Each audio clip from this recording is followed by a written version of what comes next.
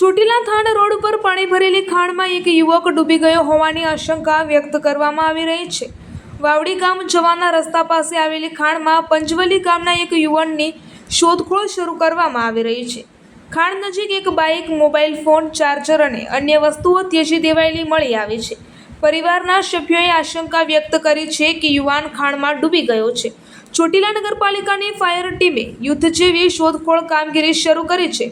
અવલિયા ઠાકોર મંદિર પાસે એક ઊંડા પાણીની ખાણમાં શોધખોળ ચાલી રહી છે।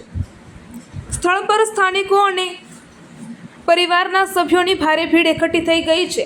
છેલ્લા 15 દિવસમાં ડૂબી જવાની ત્રીજી ઘટના બનતા ચિંતા વધી છે। ફાયર વિભાગ હાલમાં તમામ સાધનો સાથે બચાવ અને શોધખોળ કામગીરી ચલાવી રહ્યું છે। હલો, મારો દીકરો કાઈ નો ખોવાઈ ગયો છે, હજી લીધો નથી અને ગોતવી છે। અમારા મારા ગોતે સરકાર આયા તો વી ગયા।